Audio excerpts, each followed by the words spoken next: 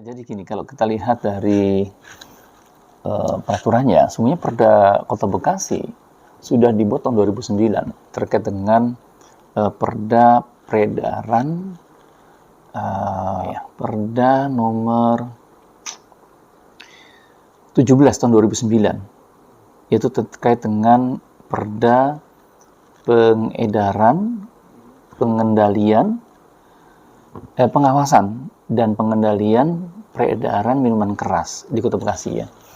Nah, perda ini sudah cukup lama berarti, hampir 10 tahun kan ya?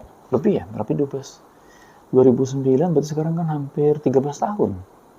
Dan menariknya, perda tersebut ketika dibuat, sampai sekarang belum pernah dilakukan pembuatan perwal maupun capwal yang merupakan turun dari perda tersebut. Yang pertama, baik dalam kaitan dengan tata cara pengedarannya, tata cara perizinannya gitu ya. Nah, sementara harus kita akui bahwa sekarang itu bahkan sudah muncul peraturan baru, baik dalam kaitan dengan Perpres berapa ya? Misalnya Perpres 74 tahun 2013, lalu Permendak yang baru juga terkait masalah minol atau minuman beralkohol. Namun sama bahwa Perpres nomor 74 tahun 2013 itu mengamanahkan kewenangan untuk berikan izin itu di wali kota, kecuali DKI Jakarta yang gubernur. Nah, di sana sungguhnya ruang yang kita perhatikan tidak ada keseriusan pemerintah kota dalam mengatur, mengendalikan peredaran miras, gitu ya.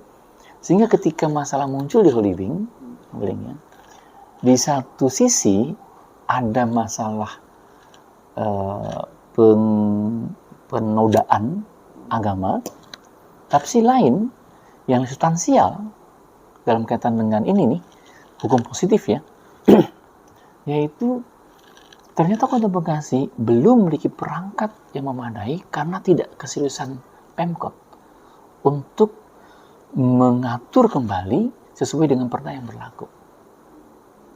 Nah, sehingga dengan adanya banyak perubahan ini menjadi satu urgensi bagi kita, baik Pemkot maupun DPRD, untuk melakukan perubahan terhadap perda tersebut karena adanya peraturan yang baru. Di sisi lain, tidak hanya masalah lemahnya implementasi perda, gitu ya, bagi Dewan perlu diperkuat pengawasan dari pelaksanaan perda tersebut. Ini perda yang lain pun sama.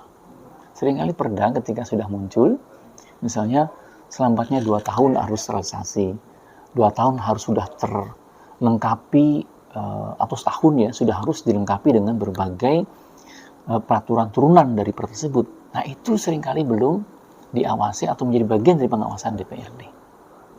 Nah, kasus ini memberikan satu pelajaran berharga tentang perlunya DPRD secara khusus ya, baik dari komisi terkait, karena kan masing-masing komisi memiliki perda-perda yang menjadi pengawasannya, maupun Bapemperda.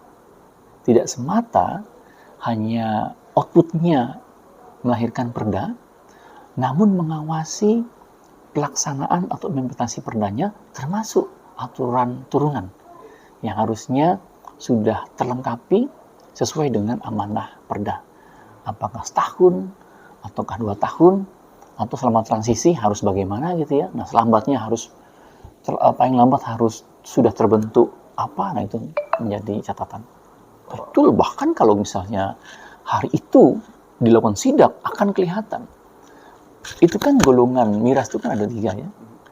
A, B, C. A itu di bawah 5, B itu 5 sampai 20, 30 ya.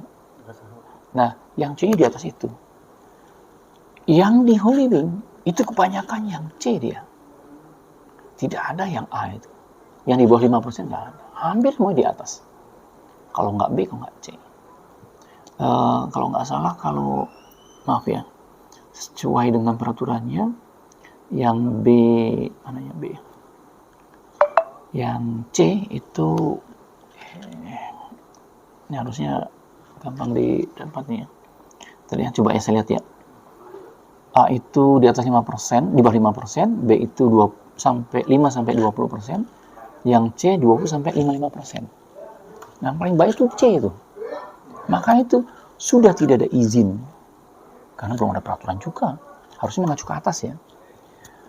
Yang kedua, penghinaan lagi, di tempat lain tentunya. Tapi dalam konteks ini, memang tidak memadai perangkat izin yang dimiliki oleh Living untuk melakukan bisnis di Kota Bekasi. Itu catatan.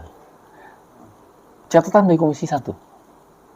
Komisi 1 harus tegas bahwa Living belum memadai untuk diberikannya izin untuk, baik dalam kaitan dengan izin dua ya, yaitu izin usaha perdagangan minuman beralkohol ataupun sebutnya SIUP MB, surat izin usaha perdagangan minuman beralkohol, atau yang kedua itu namanya apa ya, surat izin tempat usaha minuman beralkohol atau situ MB. Nah, dua izin tersebut itu belum clear tuh kayaknya. Yang ada itu baru restoran, gitu ya. Nah, mirasnya sendiri belum ada. Lebih tepatnya verifikasi kepada, kan pengakuan dari Dinas PMPTC sudah ada ya. Nah, diverifikasi lagi.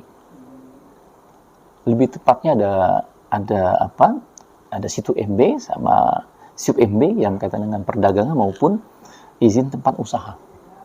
Tempat usahanya ada, tempat usahanya saja masih harus perdagangannya pun dapat izinnya, apalagi kalau dulunya belum ada gitu ya. Sehingga dapat dikatakan jangan bermain dengan perizinan, karena biasanya itu dikaitkan dengan apa, kemungkinan ya pihak tertentu yang dia menggunakan apa namanya, pembayaran tertentu atau pungut tertentu sehingga belum terpenuhi izinnya, tapi udah keluar, bukan udah keluar, sudah buka atau beroperasi. Maka lebih tepat tutup dia, bukan lagi di freeze, bukan lagi dibekukan, tapi harusnya dicabut. Kalau dicabut, emang udah ada izinnya, gitu ya. Pertanyaan kalau belum izin, gimana lagi cabut? Harusnya cukup hentikan saja, udah nggak perlu lagi didikan lagi, gitu ya. Saya belum tahu, karena kan sebelum PLT kan sudah beroperasi lebih dahulu, toh? Iya, toh? Ke depan dipastikan setiap launching, pembukaan yang biasanya ya seremonial dilakukan dengan mengundang pejabat gitu ya, maka harusnya yang paling bertanggung jawab itu kepala dinasnya. Karena biasanya kalau tidak diverifikasi, yang kena itu ya otomatis wali kota ataupun PLT wali kota hadir, lalu kemudian membuka, tapi tanpa verifikasi izin, kan berarti bagaimana cara mengendalikan sehingga kemudian kehadiran kepala daerah atau PLT kepala daerah ya, PLT wali kota itu berimplikasi legalisasi terhadap sesuatu yang belum dapat izinnya. Itu catatan. Ya, memang harusnya sebelum hadir ya verifikasilah secara serius, cermat gitu ya, baik kabak hukumnya, kemudian kepala dinas terkait gitu, supaya kesalahan tersebut tidak menjadikan predensi buruk terkait dengan peraturan di mana menjadi sekedar kertas saja, sehingga terjadi politik pembiaran terhadap tempat-tempat yang justru belum dapat izin untuk beroperasi. Ke depan memang tidak hanya tempat untuk miras, yang lain kan banyak ya, ada spa, ada apartemen gitu ya. Nah, seringkali kalau kita lakukan sidak lapangan, kita temui, loh kok misalnya belum dapatkan izin udah dijual, promosi udah berjalan, dari mana ini gitu ya. Dan pemasaran tersebut praktis kita lihat banyak kelemahan. Nah, untuk itu ke depan reformasi birokrasi yang berorientasi kepada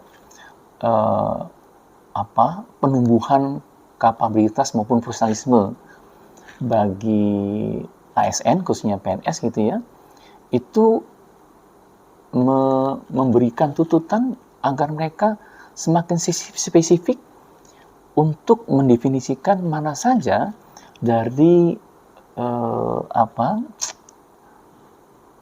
tugas-tugas fungsional yang harus dipertajam dengan berbagai profesi-profesi yang bersertifikat gitu ya. Nah, kayaknya itu yang dibutuhkan ke depan, yaitu birokrat yang semakin profesional.